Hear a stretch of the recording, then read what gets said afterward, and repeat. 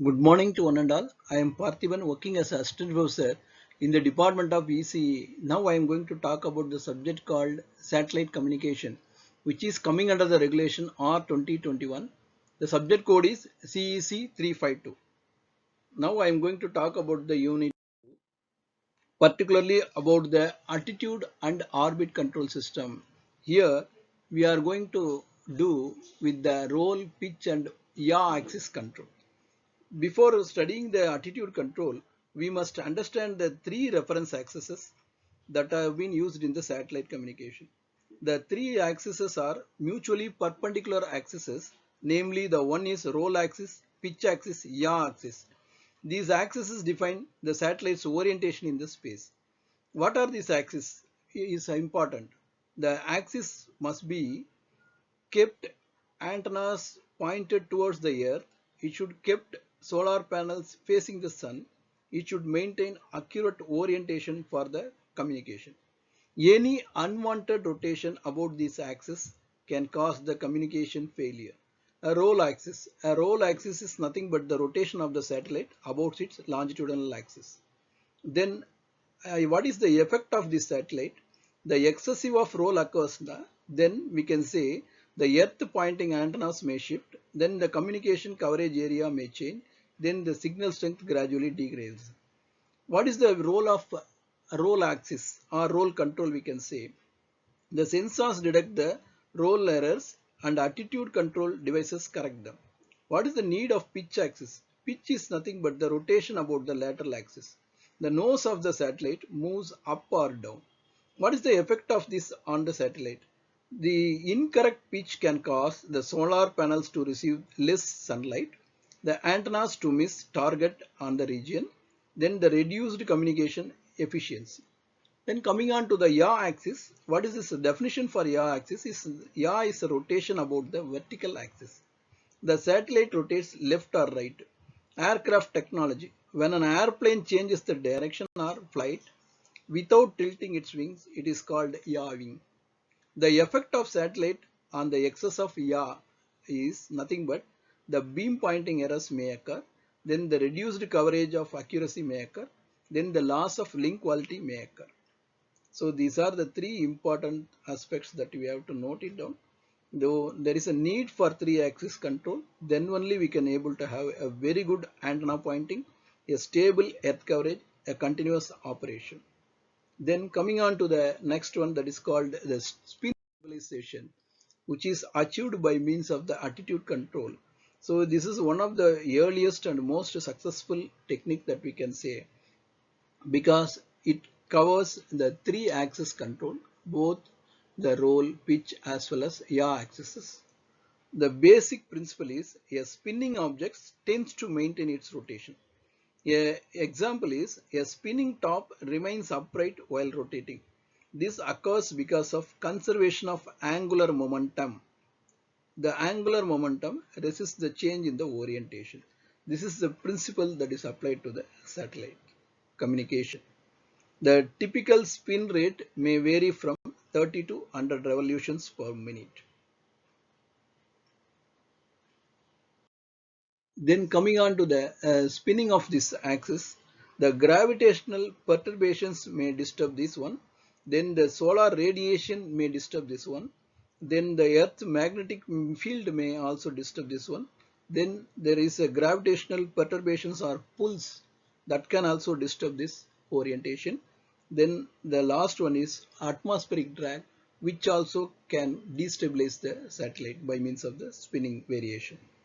Generally, there is an advantage of this spinning technique because of its simplicity, reliability, low cost and long life.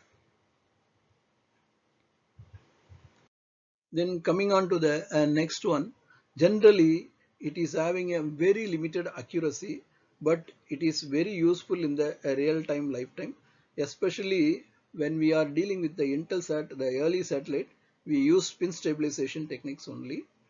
Then coming on to the next topic, that is called the antenna subsystems. Here the antenna subsystem is one of the most critical parts of the communication satellite. Without antennas, the signals cannot be received or the signals cannot be transmitted. So for both uplink as well as downlink, we need antenna. Generally, it will provide a very good coverage. It could have a very good beam shape and it should have a very good signal strength. These are some of the primary requirements that we can say. Then the directional antennas here, which is most commonly used in the satellite communication.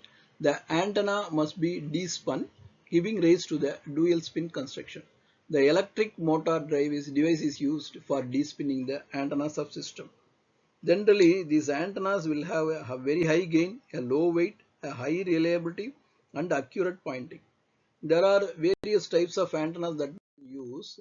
Particularly, we can say the horn antennas, reflector antennas, as well as directional antennas, as well as array antennas.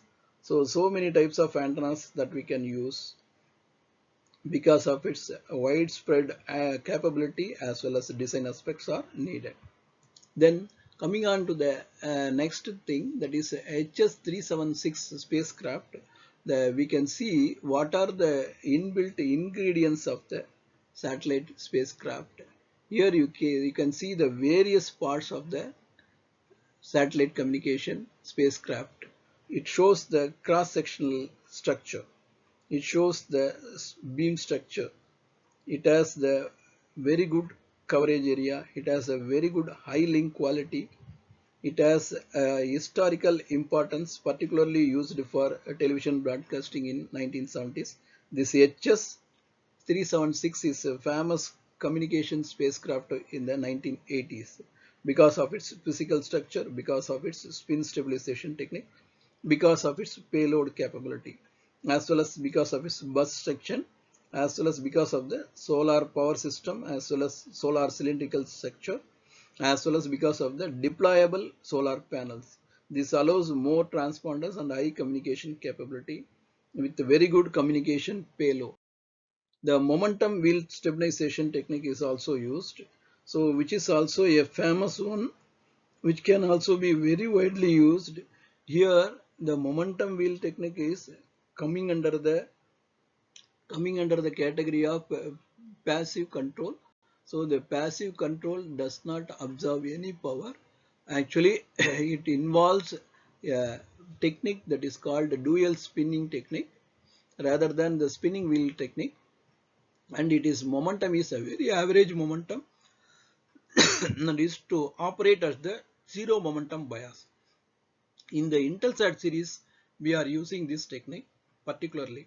The 3-axis stabilization technique is also used by means of momentum wheels. Then coming on to the thermal control, generally the radiation is affected by means of the thermal capability. In satellites, we have to maintain a constant temperature. For that, we are using a thermal blanket as well as the radiation mirrors as well as the thermal removers also. So very useful parameter, we have to control the temperature, or else the temperature, the deviation may cause the spacecraft may malfunction. So temperature control is a very important aspect in the satellite communication. So we have to maintain the large thermal gradients because of the sun's radiation as well as because of the thermal radiation, both are occurring. So we have to control the satellite before deviating the norm. So thermal controls can be a very important aspect because of we can go for thermal blankets, we can use radiation mirrors, or else we can use the ATERs that may be switched on when the transponders are switched on. So these are the various references that I have made. So particularly I used the book called Dennis Roddy, which is nothing but the Bible of satellite communication. So I am very much thankful for hearing the lecture. So once again, thank you one and all for hearing my lecture.